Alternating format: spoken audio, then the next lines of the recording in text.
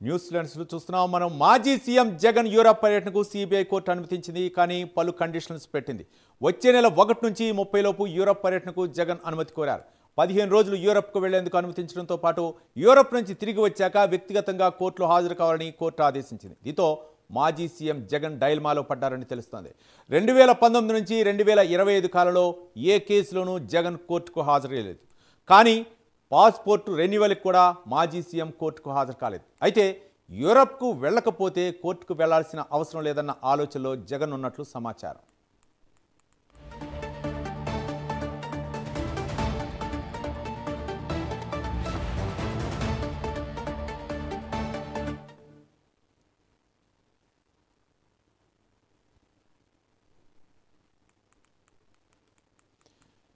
మాజీ CM YCP అధినేత జగన్కి షాక్ తగిలినట్లు తెలుస్తుంది. యూరప్ పర్యటనకు కోర్టు అయితే అనుమతి ఇచ్చింది. యూరప్ పర్యటన తర్వాత మళ్ళీ తిరిగి కోర్టుకు హాజరు కావాలనేటటువంటి అంశం తెరపైకి వచ్చింది. ఈ నేపథ్యంలో జగన్ డైల్మాలో పడ్డట్టు తెలుస్తుంది. దీనికి సంబంధించి మరిన్ని వివరాలు మా డిప్యూటీ ఇన్పుట్ ఎడిటర్ వాసు మరిన్ని వివరాలు అందించడానికి సిద్ధంగా ఉన్నారు. వాసు, చెప్పండి, ఏంటి జగన్ దాదాపు అంటే సీఎం అయిన తర్వాత ఒక్కసారి కూడా కోర్టుకు హాజరలేదు, కనీసం పాస్పోర్ట్ రెన్యువల్కి కూడా హాజరు కాని పరిస్థితి.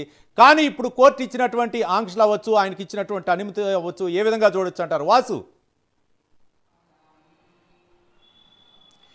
రవి, ఎందుకంటే జగన్కి ఎందుకో తెలియదు కానీ కోర్టుకు హాజరవ్వడం అంటే ఆయనకి ఇష్టం ఉండదు. ఆయన అన్ని కేసులు ఉన్నప్పుడు కూడా బెయిల్ మీద సీఎంగా రికార్డు బ్రేక్ 5 ఏళ్ళు సీఎంగా కొనసాగినప్పుడు కూడా 2019 నుంచి ఇప్పటివరకు 2025 వరకు కూడా ఎక్కడా కూడా కోర్టుకు హాజరవ్వలేదు. అంటే ఆయన కేసుల్లో కానీ లేదా పాస్పోర్ట్ రద్దయినప్పుడు కానీ లేదా కోడికత్తి సీను విషయంలో కానీ ఎక్కడో కూడా జైలుకి మొత్తం కూడా కోర్టుకి హాజరు కాలేదు. ఇప్పుడు యూరప్కి సంబంధించినటువంటి వచ్చే నెల 1వ తారీఖు 30వ తారీఖు లోపు 15 రోజులు అనుమతి ఇవ్వాలని కోరింది. దీనిపై సిబిఐ కూడా వాదనలు వినిపించింది. ఆ ఇరుపక్షాల వాదనటువంటి కోర్టు షరతులతో కూడినటువంటి అనుమతి ఇవ్వడం జరిగింది. అంటే ఆయన వెళ్ళొచ్చు, 14వ తారీఖున తప్పనిసరిగా కోర్టుకు హాజరు కావాలని షరత పెట్టడం ఇప్పుడు పెద్ద తలనొప్పిగా మారింది ఆయనకి. ఎందుకంటే ఒక పక్క అసెంబ్లీ జరుగుతుంది, ప్రజా సమస్యలు చర్చించాలి, అసెంబ్లీకి హాజరు కాకుండా ఉన్నట్టుండి అంత అర్జెంటుగా యూరప్ వెళ్లాల్సిన అవసరం ఏంటనే విమర్శలు కూడా వస్తున్నాయి. ఒకవైపు ఎమ్మెల్యేలు ఎక్కడా కూడా అసెంబ్లీకి పాల్గొనట్లేదు, బయటేమో ప్రతిపక్ష నాయకులు అని చెప్పుకుంటున్నారు, ప్రతిపక్ష హోదా ఇస్తేనే లోపలికి వస్తామని చెప్తున్నారు.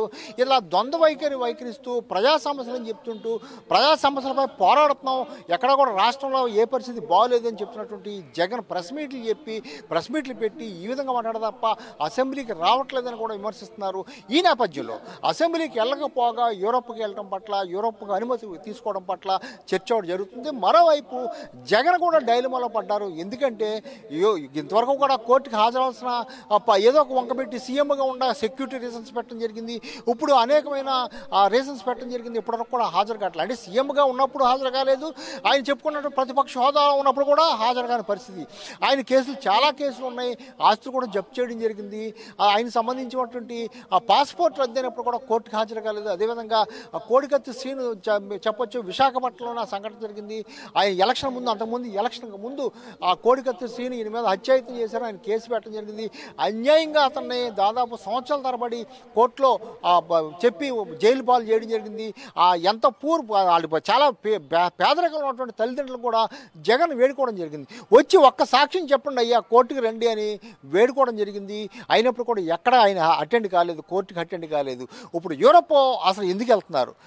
ఆయన పిల్లలు చదివేది వేరే దేశంలో కదా, యూరప్కి వెళ్ళాల్సిన అవసరం వచ్చింది. ఇది చర్చ జరుగుతుంది రాష్ట్రంలో, ఏపీ రాష్ట్రం అంతా కూడా. యూరప్కి వెళ్ళాల్సిన అవసరం ఏంటని కూడా చర్చ జరుగుతుంది. ఏదైనప్పుడు కూడా యూరప్ కనుక వెళ్తే జగన్ తప్పనిసరిగా కోర్టుకి హాజరవ్వాలని షరతు వల్ల యూరప్కి వెళ్తారా లేదనేది వేచి చూడాలి Ravi. Right, thank you Vasu.